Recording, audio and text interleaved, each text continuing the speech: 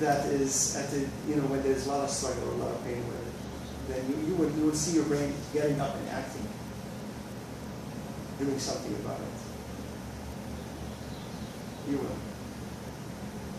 Sometimes it just wants to go to sleep. Wants to go out, Yeah. Like enough. Take a break. Yeah. Sure. Take a walk. Right. Yeah. So love conquers all, really.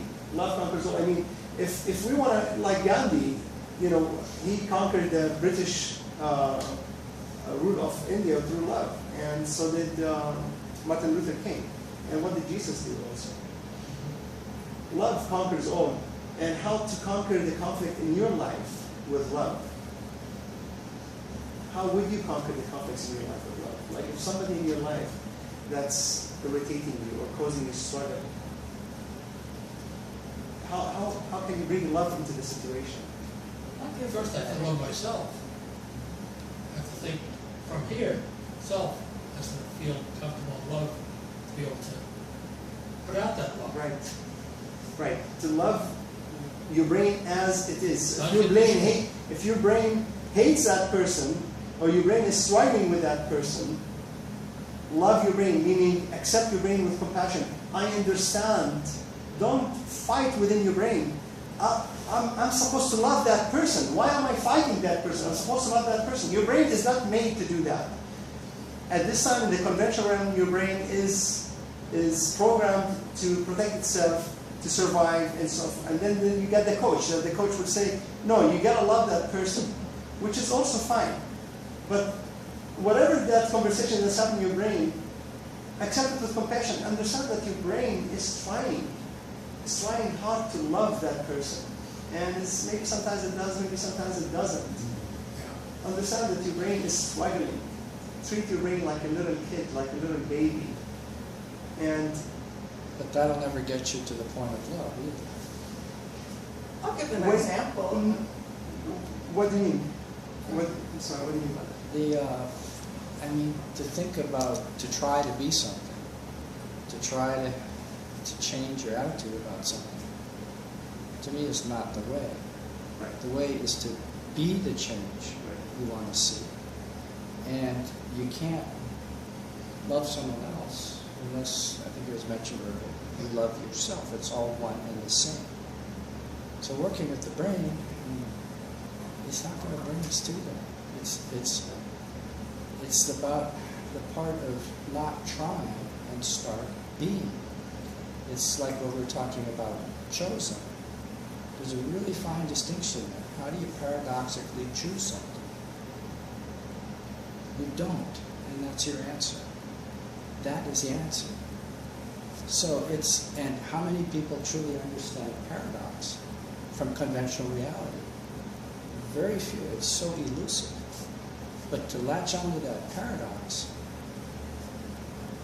and to get down deeper into that well is where the love is, where the answers are. And it's the trying part that keeps us so busy that we're not actually being. Right. So how do you bring love to that? You be that change.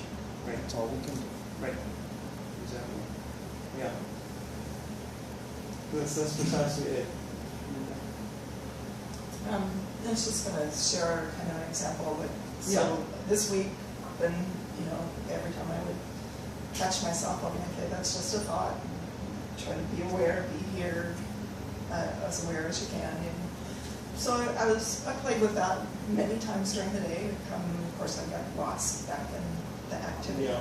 But one day, in the midst of this construction project,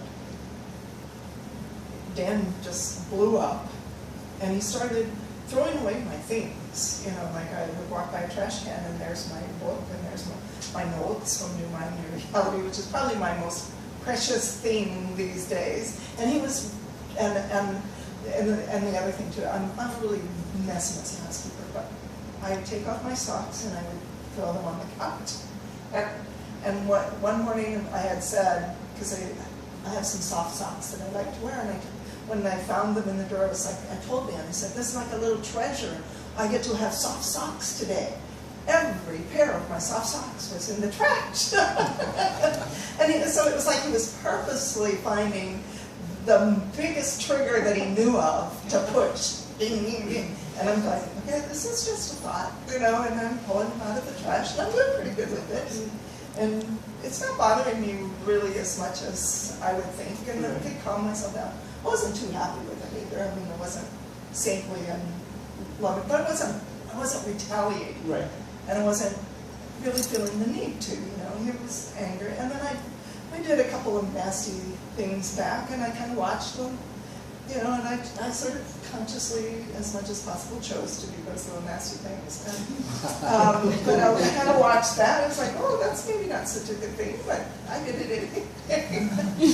But it was just like a little game of, and when I went to bed, it was an upsetting day. It was just really ragey, really, and I couldn't isolate myself from the energy of it. And all I did was try to remember the stories of the loving things that he had done once upon a time, and put those back in my head, and but it was the best that this brain could do, was to just not engage at that level and try to be conscious and try to even watch myself be unconscious, but it was much better. I mean, because I really would, and this was, I would, because I've talked about my frustration at other times, and this was pretty severe. It was pretty outrageous acting out, and it didn't bother me as much as some of the lesser times when we fought. And I really did feel kind of suicidal, and I wanted to kill him too. It's just like, this can't go on. I can't live with this. And it's like, it wasn't that big of a deal this week. And it was, I think he had elevated it up to where, if it happened 3-4 weeks ago, I might have shot him. Let him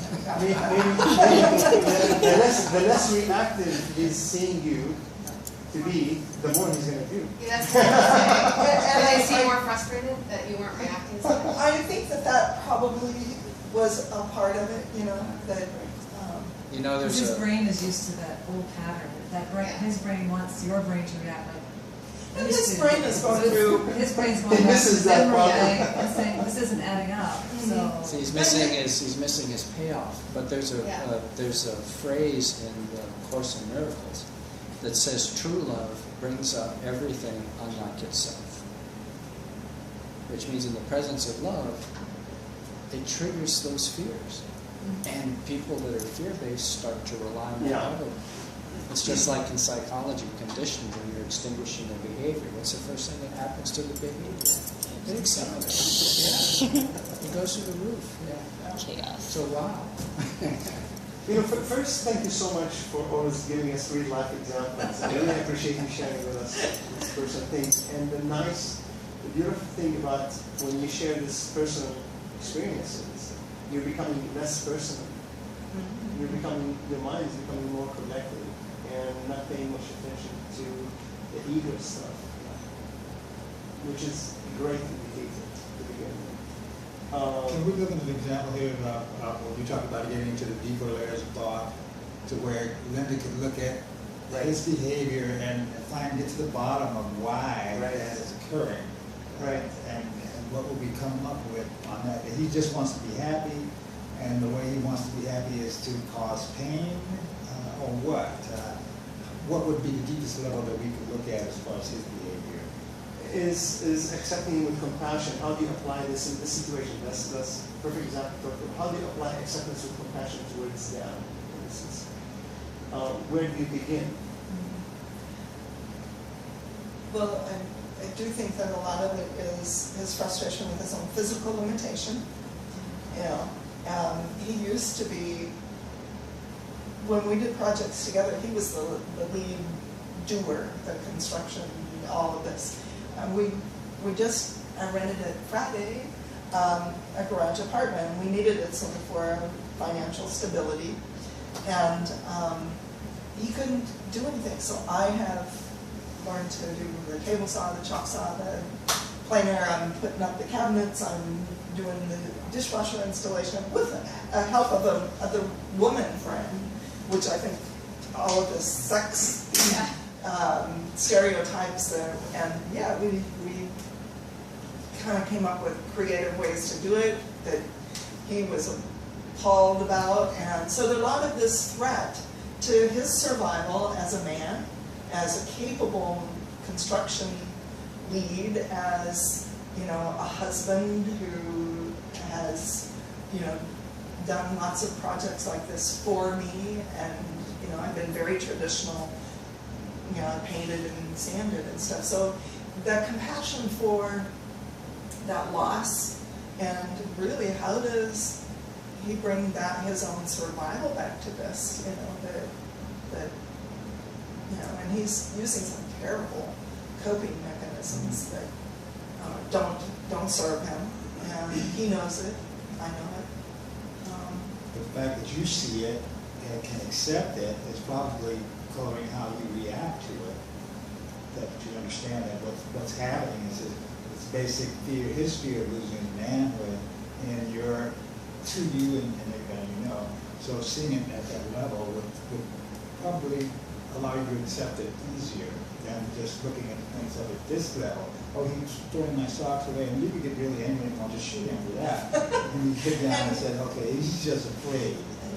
Yeah. And I don't think he'll ever see that unless he comes to you. Okay, and we do even, like, in the mornings, he has some awareness there that, and he, I don't really know that if it's diagnosed, but I can see that when he's doing this, he is out of control. He's not even, he's very unconscious, conscious. You know what I mean? Like it's like somebody's whipping him to go pick a fight, throw her socks away, she'll hate that. Go throw the notes away, she'll really hate that. So it's he's just not like, Dan, you should give that person another name. yeah. Dr. Jekyll. Diablo. You could use that phrase. Yeah. Yeah. At the time, though, it wouldn't could work. keep- well, sure. He's embroiled. In a quiet moment, though. Yeah. But the biggest difference within this brain is a few weeks ago, I would have come here with a really, really different story. And, teary and just hating that man. I mean, because But I think what Jim is pointing at too is that the changes in yourself are somehow threatening to him, because he's losing control of you, whereas before he used to be able to do certain things and maintain control. And this is out there, the games people play, right? Yeah. So yeah, he's going through a lot. Yeah. And this is also a pattern that I understand from his family, that he and his ex-wife, honed to, a real perfection level. And he and I have never quite done that. We've always had a little more stability in our own Well, he's emotional looking for a being. partner that plays the game Yeah. the way that it fed his game before, Yeah. maybe even generationally through the ages. Yeah. So And so, that's stopping. That's disappearing. Every conqueror had resistance. And love conquers. The greatest conqueror in the world is love. And the reason why we say conquer, because it has resistance. If it was not, if it was an effortless takeover, then it wouldn't be a conquer. But everything has resistance. And the more love down, the less reactive you are, the more he will experience that you're more autonomy with what he's doing, and he will build resistance. Persist with love, and you will conquer his resistance with just love. He will surrender. He might even do something worse. Persist with your love. Meaning, first and foremost, Not fuzzy socks. right, but resistance, that's, this is at the collective level, or at the personal level. Even your own brain tries to resist the love that is experienced inside, because the ego does not want to be all loving unconditional love. The ego, the only way the ego survives is through self-censorship. Yeah. So even within your brain, for your brain to become more loving, there's resistance within your brain. Oh, yeah. So first of all, you want to take out the first obstacle in your way. So if you're going down the road, and if you see the behavior of Dan as an obstacle in your marriage, in your life, and you're focusing on that obstacle, there's another obstacle between that is stopping you from reaching that obstacle, which is this resistance within your brain. So you need to move that obstacle out of the way first. So before you start accepting Dan and loving Dan, you want to take care of the resistance that's happening within your own brain. And that, by that, are you meaning like, because I was very, or there was a lot of awareness of my own ego wanting to be right, you know, this man's irrational, all of that judgment and all of that, you know, and really wanting to engage. I can throw away his stuff too. And he won't find it. So you're smarter. Yeah, you know, all of the, like, yeah, it was hard not to give in to that. I did pretty well. One kind of nasty. Right. Strike up on Right. So this resistance that's in your brain. So when we humans ignore that resistance in our brain because our focus is always outward. We're always looking outward. How can I love this person? How can I become loving to this situation, whatever it is? And we forget that we have to become that source of love to begin with and able to give true and lasting unconditional love. No matter what they do, I'm still going to love them based on compassion and acceptance. Is to see what's happening here. To pinpoint, before you are able to recognize the resistance outside, let that on the side for a while until you recognize the resistance that's happening in here. And how to get rid of this obstacle in here, how to get this resistance that's making your brain not as loving as it can be, and that's the ego. It's trying to limit how loving can you become, because if you become unconditionally loving, then you gotta become selfless. And then what happens to the ego? It dissipates. The ego doesn't want that. So your ego does not want you to become as loving as you can become. So there is an obstacle in the brain that we humans do not see or give any regards to. We tried, you know, and we had a gentleman here from New Zealand that said, how do you conquer fear? You conquer it with love. And how do you conquer it with love? And all religions talk about that. You know, that you conquer things with love. But they try to love the outer world and neglecting that there is a resistance, there's an obstacle here that's keeping you from becoming the loving person that you can become. And therefore you will never become the loving person that you can become. That love that you want to give to outside is very superficial, very temporary. Because that obstacle is still there. Yeah. So when they talk about loving, love one, love your neighbor, love your enemy. Who's your enemy? Yeah, there is an enemy outside that you need to love. But there is a far more conflicting enemy inside. They don't know about that. Isn't that really fear? Because you feel that if you unconditionally love it, you're so open, your mind says, well, Right, you lose security. yeah. You become, your mind, you become insecure, it becomes vulnerable. And I think right there, the mind will see, when they see the physical, like that person, you know, it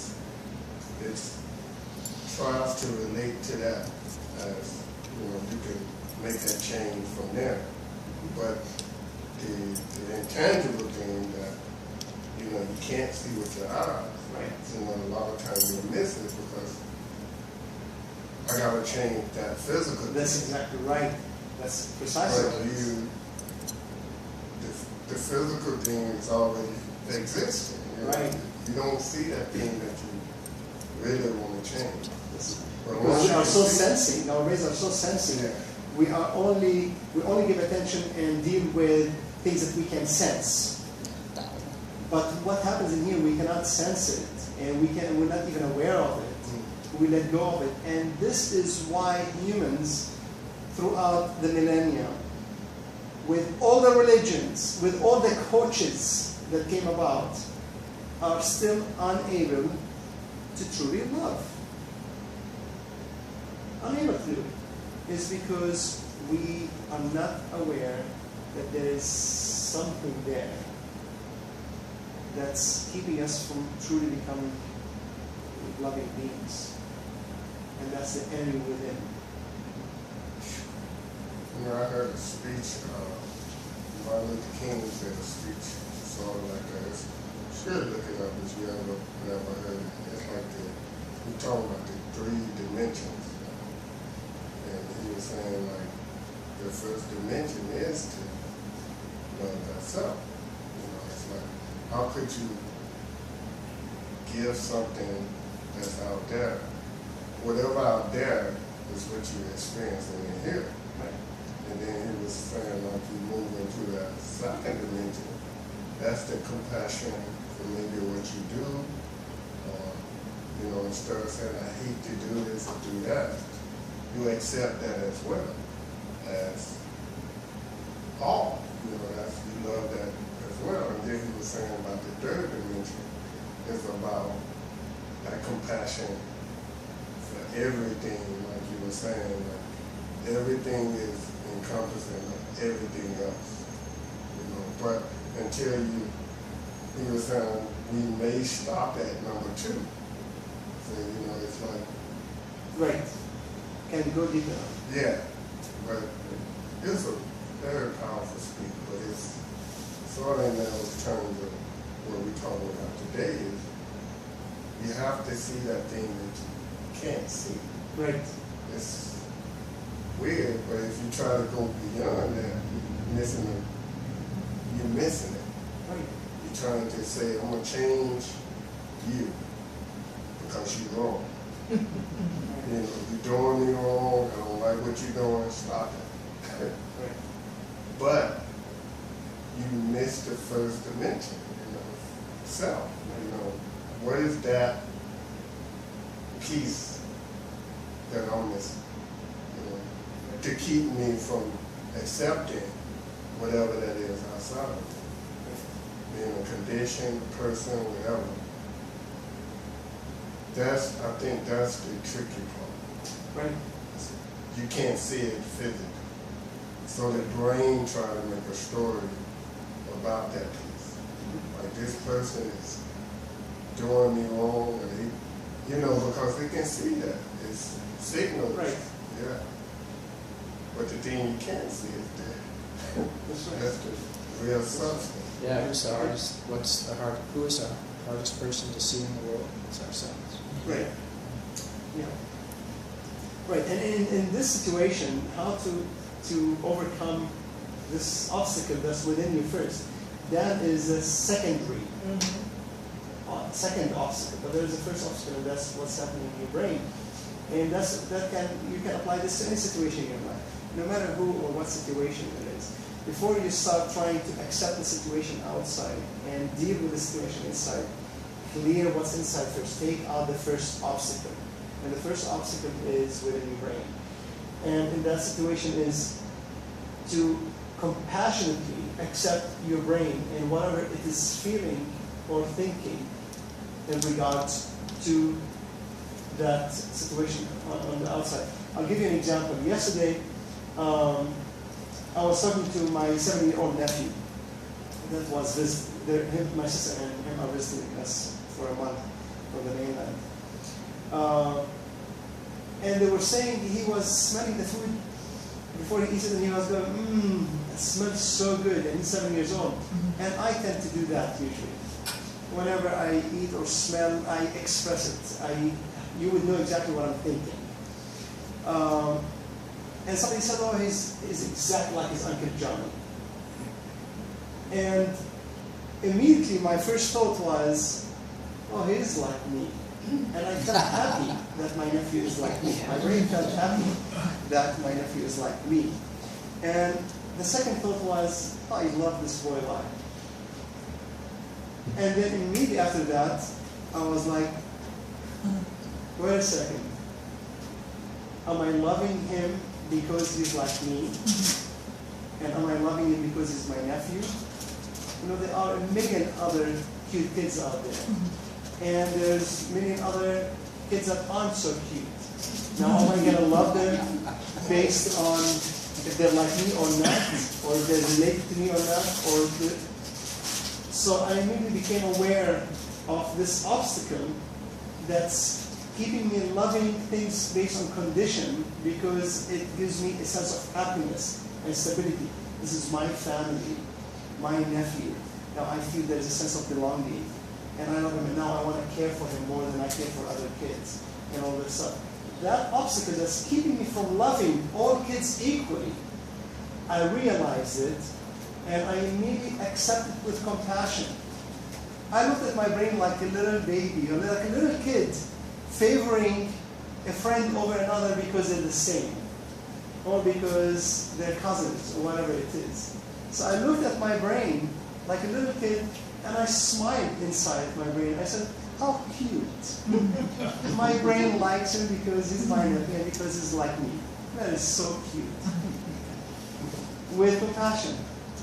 At the sudden, after just shedding that light on that obstacle from becoming an unconditional loving being, things like that keeps us conditionally loving. Just with that realization, and it was a deep focus. I forgot about the people around me, I forgot about my nephew, I forgot everything. I went to a trip inward. I went on a few-minute journey inward until Gary told me, Johnny, and I smiled, and he goes, what are you thinking about? I said, I wasn't thinking. I was just just observing my mind. After that moment, I looked at Kenny, my nephew, and I could not relate that he's my nephew. I could not relate that he's like me, or like, oh, he's such a cute personality, or whatever it is. Just I saw a kid there. There was a weird feeling of relativity relating to this person. And that's what, if you do this over and over and over, it's amazing the state that you will experience. And when you're doing it over and over, it's just because you're doing it because your state is already changing and you're able to do it. I wasn't able to do that 2 years ago or 3 years ago, for instance. So to look at them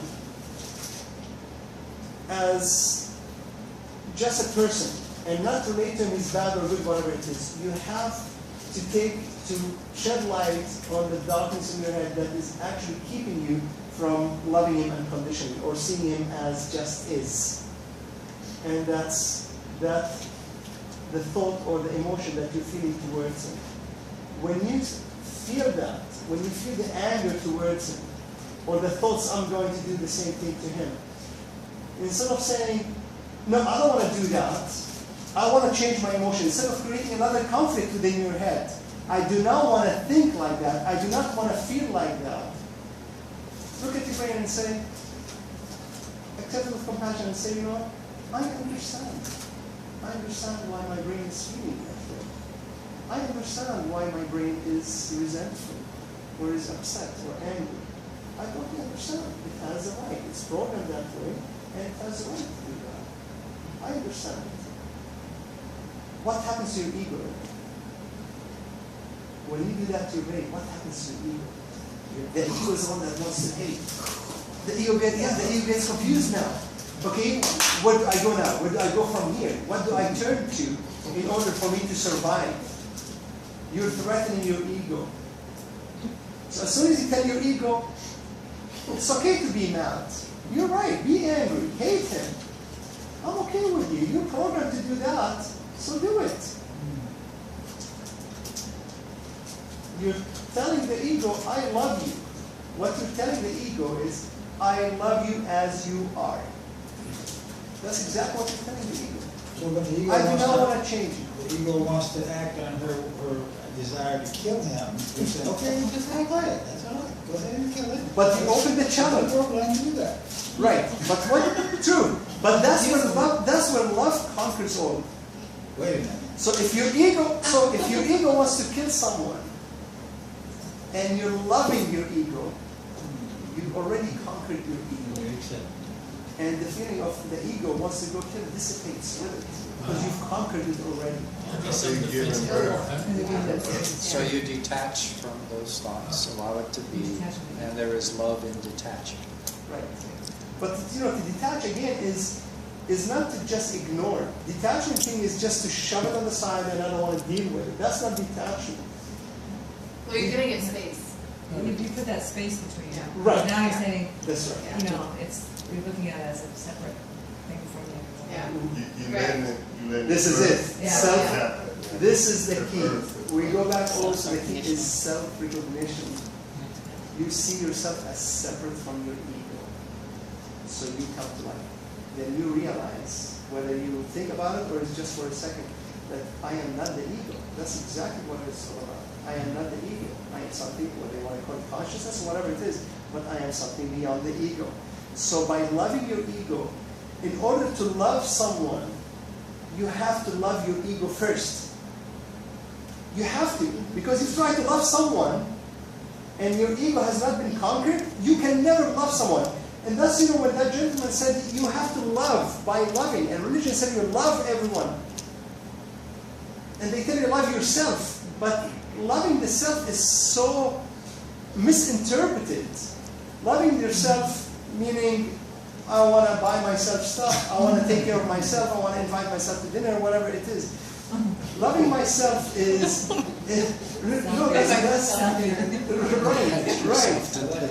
right. We have few members here in the meeting where we were talking about this topic before, and one jumped and said, I'm going to show myself how I love myself. I'm going to go treat myself to a nice dinner. And that person was serious. It's just because it's a misinterpretation of how is it to love yourself. And to love yourself is to tell the self which we think is the self, until we know that the self is consciousness. And as long as we are living as the self is the brain, love the brain, love the self, meaning accept it with compassion, telling it, go ahead, hate, be angry. I understand you. This is your nature. This is how you were made. Do it. And then the ego looks at you, okay, oh, thank you. And then it's going to say, Then he goes, okay, where do I go from here? then it's going to say, I'm like you. Yeah. Run with that. Right, that's exactly what happens. Honestly, try it. It really, really happens. It works magically. When you feel something against someone, you're trying to change the way you feel about someone. Before you do that, before you change how you want to feel or change the way you feel about the brain or about your ego that feels about someone.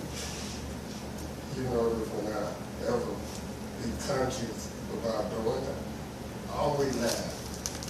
Right. I don't know why. That's But great. I go with that, like whatever the ego's saying. Because I do that sometimes, not all the time, but I laugh. It's like I laugh at myself. It's hilarious. Right. It's amazing how that dissolves. Yeah. Because you think it'll take it to the next level, but they, like this And it just dissipates. Yeah. And it's a chain reaction. You got it. Right. And it's a chain reaction. All you have to do to become an unconditional loving being, or at peace with everything, at harmony with everything, meaning transcending the consciousness attributes, which is order and infinite possibilities, to your experience, to love that experience, to be able to change your experience beyond cause and effect, is to love it first. But to love it first, to conquer that fear or to conquer that pain or struggle, is to love it. When you love something, you conquer it, but you will never be able to conquer an outside experience and love it unless you conquer and love your ego first.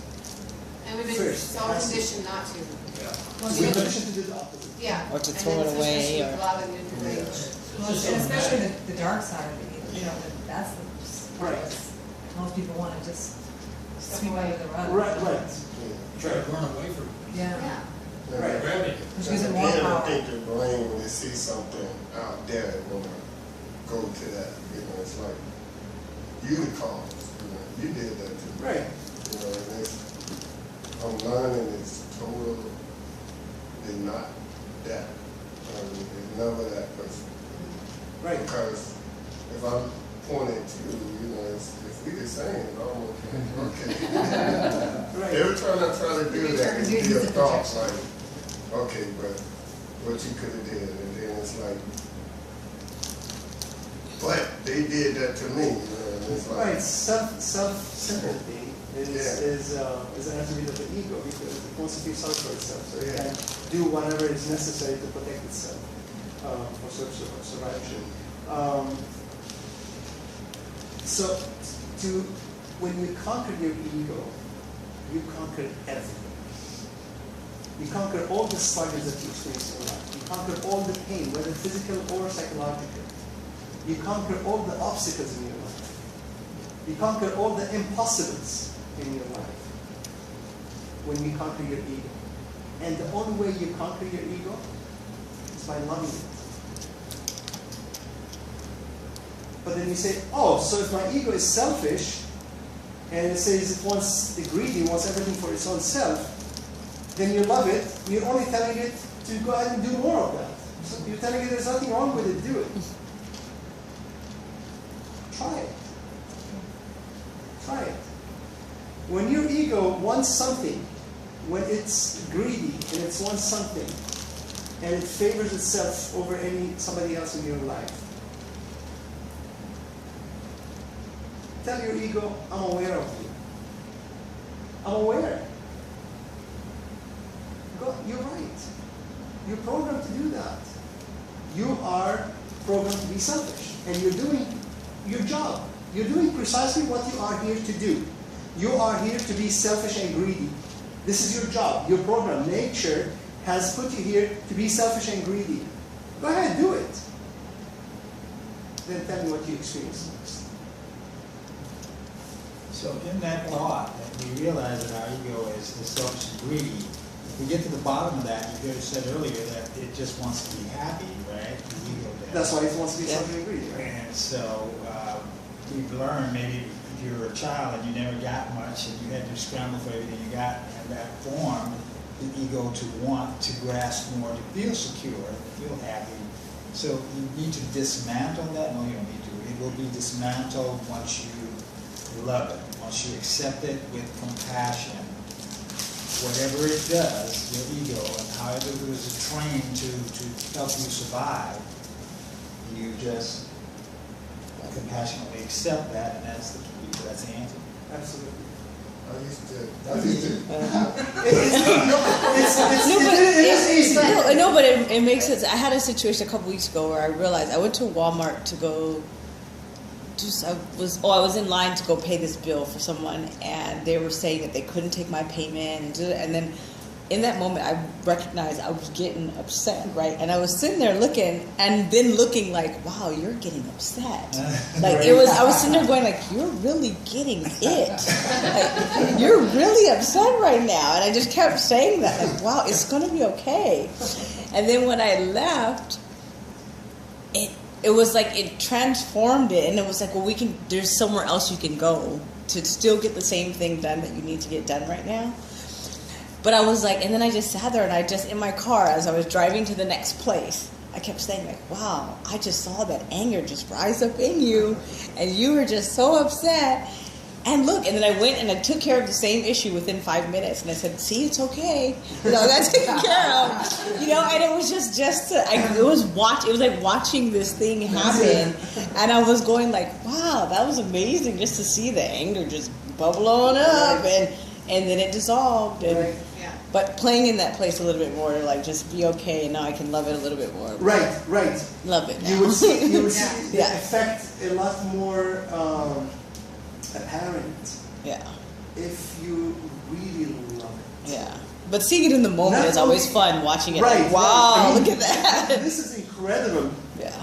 progress in relativity to an average subconscious human, where you get entangled with anger, and you don't even realize that. Until like 5 minutes you after don't the sit fact. back- yeah, or a After day it, later. a day Or later. even never. Yeah. Right. Yeah. You can go all of your year angry at something and never sit back and say, my brain is angry.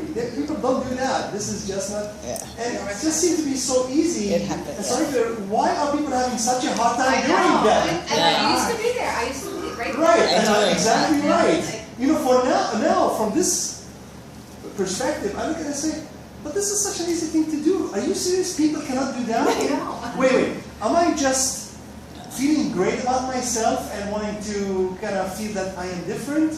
Or everybody does that?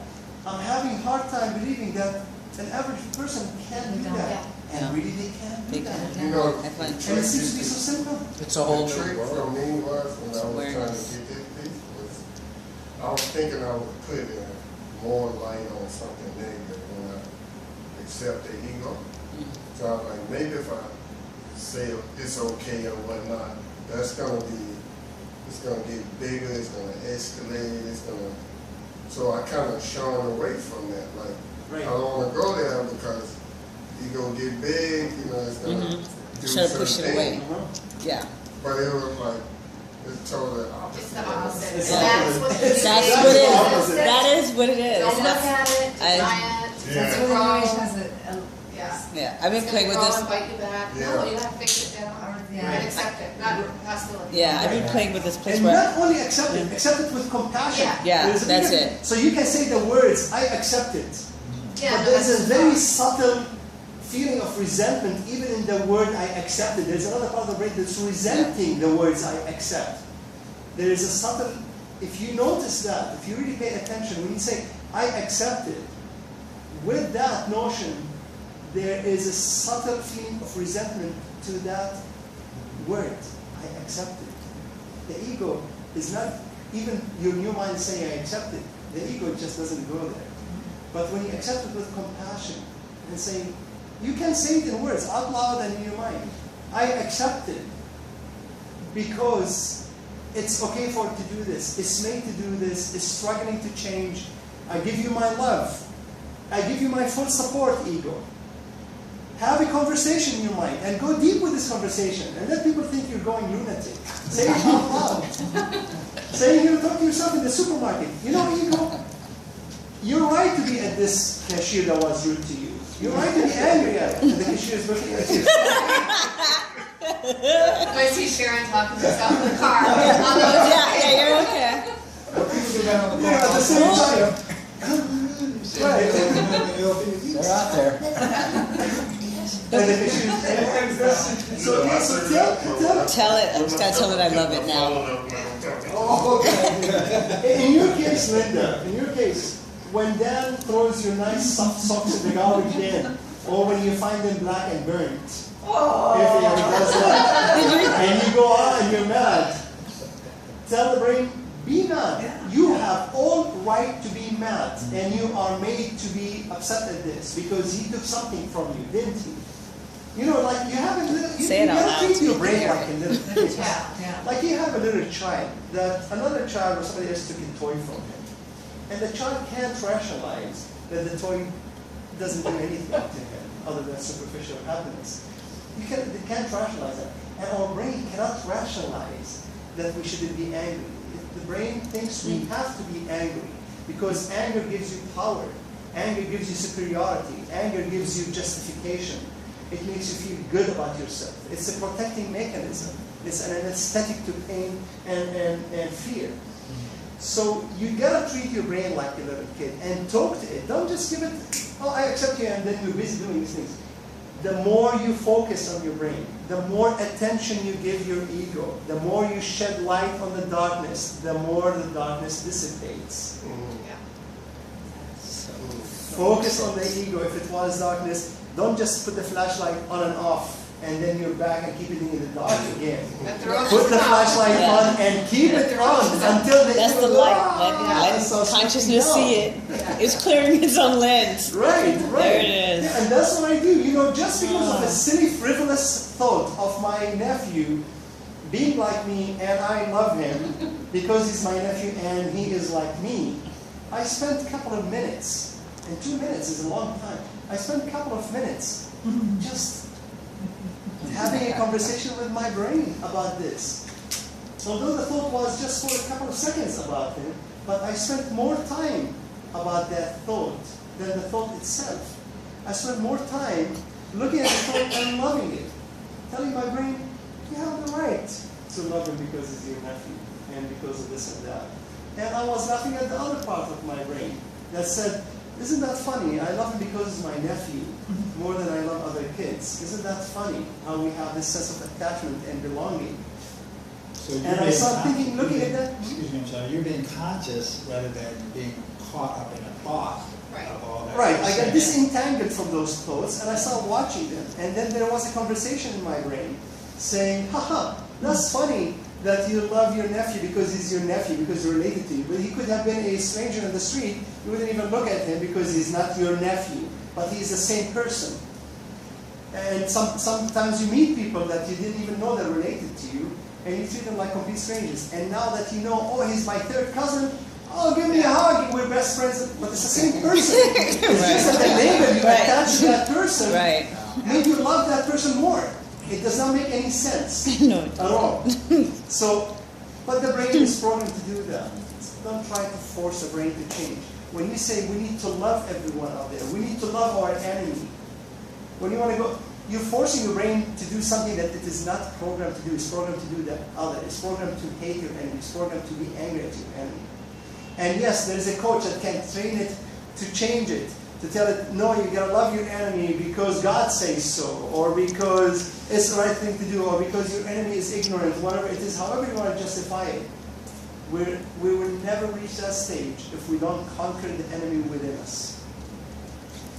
And the only way to conquer the enemy within us is not to declare war on it, but to declare love on it. Yeah, so you can take your angry brain out for ice cream. That's right. On the way home. I can't treat myself anymore. Angry birds. Let's go for ice cream. You'll feel better. Just escape because Because when the ego says, I want to kill him, I'm like, yeah, buy your ice cream. You're doing a good job.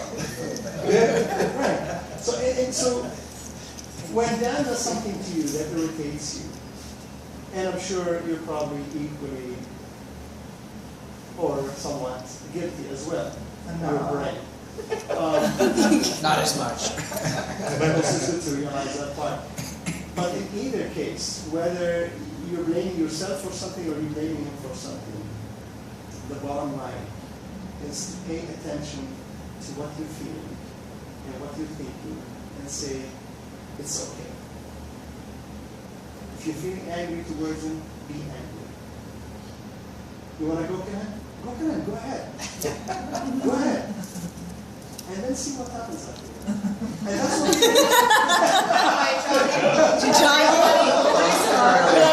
Why is Linda not at the group anymore? That's your defensive core. Johnny told me. That's why he threw your book away. But you know, that's what I have a lot of people in my life that struggle with me with that. Is they tell you, what do you mean? If you're aggressive, you're feeling aggression towards someone, and you're telling your brain, be aggressive towards that someone, then next you're gonna go hit him, or you're gonna cause some pain, or you're gonna do something crazy. You're supposed to tell your brain, no, don't do it. Don't be upset at him. You know, ground yourself, or whatever it is. Don't go hurt that person. That does work temporarily, but the state of mind of anger will always be there. You will always be angry at people. You will always come back into being angry. And maybe you're expand your comfort zone, and now you are less angry than ever before. But something comes out of your comfort zone and instigate anger that like you've never seen in your life before, or fear that you have never imagined before comes in. But when you change your state of mind based on love conquers all, it's permanent. And isn't it the same thing though? Like, I mean, anger and fear and all that it's the opposite of love, but it's all the same. Really. It's another chemical. Same energy. But it's the same, like, because they were saying, well, there's somebody else that says the same stuff you're doing on Muji and Osho and stuff. But they were saying too that when you do that, that it's gonna dissipate, then you're gonna have even more love energy, or whatever you wanna call it. You know, there's that concept, is this what you're talking about, where there's fear and there's love, and fear-based behavior is just simply asking to be loved? So when you're in the presence of somebody that's engaged in all this unloving behavior, it's just simply having compassion for them. Just, they're asking to be loved. Your brain is asking to be loved. Is that what you're... Well, I'm just the meaning, difference in- even on a personal, like, with your own, within your own self, once that anger or whatever dissipates, then they say that you're gonna find that you're gonna have even more love. Feelings of love and compassion will come even stronger and be more abundant within you, because all you did was kind of switch it. You just transformed that energy. Right, that's what happened That's to what me. you did, yeah. Yeah, that's what happened to me. I became more forgiving over time. I became less angry, less reactive. I started accepting everything. I found my I widened my comfort zone to be bigger than this board. And because of that, I thought I was awakened. I thought that I am a Buddha, that I can love everything. I'm a Jesus, that nobody can upset me and know whatever it is. But that's what we talked about in the beginning. Then something presents itself to tell you you're still in a comfort zone. You're still in this state of mind. Don't fool yourself. And then something came from outside that made me angrier and embedded fear in me more than I ever had in my entire life. But to permanently be transformed from the inside out is not to love outside first, not to accept outside first. It's to love and accept the inside first. And that's changed from the inside out. And to love and accept inside first is, like what you said, Brigitte, is self-recognition. And what the example you just gave us is, I am not the brain, I'm not the thoughts. And not only that, I am not the brain. That means I don't want to deal with the brain. I don't like my brain. That happened to me when I went through that awakening 2 summers ago.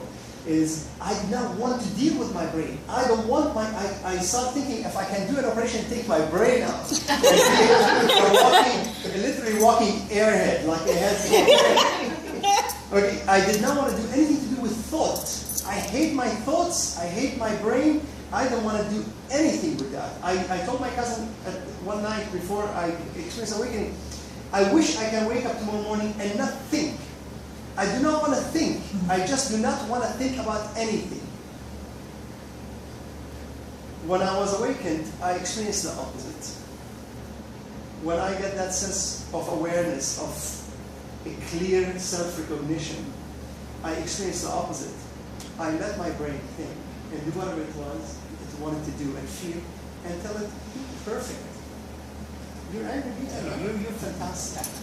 You're amazing. You know, just supporting my brain with whatever it wants to do. And even if it wants to do the opposite. Let's say my brain wants to hate. I tell it, good, hate. Go ahead, hate. You're done, you're made to hate. But then there's another voice in my brain says, but I don't want to hate. You're right, you don't want to hate. Don't hate. Yeah, you work it out. You both work it out. Like you're talking to a very little kid. Yeah, you tell them both. You both figure it out in there. Yeah, like a little kid who cries, he took my toy. You're right, he took your toy. I'll tell him to bring it back to you. You're right, you're okay. But then he says, no, but I don't want my toy. Yeah, you don't want your toy. You would want the toy. He did something right. Just give your brain unconditional love. Love meaning acceptance, compassion because you know that the brain is struggling to change itself and it doesn't know how to change itself. And when you give it love, you It's doing what it's programmed to do. Right. Accept. And it's not going to change though. The brain's not going to change itself. Because It it's doesn't. always going to be. And because it doesn't It's know you're how. gonna- yeah. That's its It job doesn't know description. how. Yeah. It thinks it knows how. Right. By thought. Our mistake Yeah. is thinking the brain is. Don't fight it. You Yeah. just put it in Right. timeout, send it to It's the the corner, ultimate and say, you work it competition. out. Right. Yeah. But then, I think what your point was that as you do that, and you open up that portal, as that conscious It's gonna mind transform. key drops into place, more love comes into your life. Yeah. So it's making space for more light to come through. I think It's space is the key word there. Right. Transmutes. Right. Given that. Right. Like you have children, for instance. Your child, when they get upset and so forth, if you get upset at them and tell them not to do this and do that, what happens? They create resistance. They create resistance, right? And they become defensive because you're threatening them, right? But if you give them space, if you just said, this is a key word, if you give them space, let them calm down and let them just think things over, then it will be a much better situation. But don't resist so much. And do the same thing with your brain. So if your brain is mad, and you tell it, don't be mad, and don't be angry, and don't do this, your ego will create resistance. You're supposed to love them. You're supposed to be nicer. You know, religion told us we should forgive. Forgive him. You should be doing the exact opposite. Tell your brain, you don't want to forgive him? Don't forgive him. We go to church and talk like that, they'll kick us out of church. They really will. But this is the truth. So what you just said is the same as saying you're being aware of your ego. You're being aware that it's programmed to do so forth and so on. So being aware is accepting it. Exactly. Yeah. With compassion, knowing that it is okay for it to do that. But then you have to be aware of being aware. Leave that alone. Leave that. Okay. I tell you what, because that comes also. Yeah. But to be continued next week. Yeah. We'll continue next week. But in the meanwhile, this Yeah. example is perfect. Let's practice perfect. Right. Don't wait for big things to happen like Linda's thing. Go ahead with what Charlie said. Ball Right. So if something falls from you, or you burn the food, whatever it is, and you get a little angry, I'm angry. Be angry. Sure, you burned the food. You don't have the right to be angry. Be angry at yourself. Or somebody burned your food. Be angry at them. Just whatever it is that you're feeling, go with the little things. And then see how you feel after that. Just experiment with it. See how you feel after that.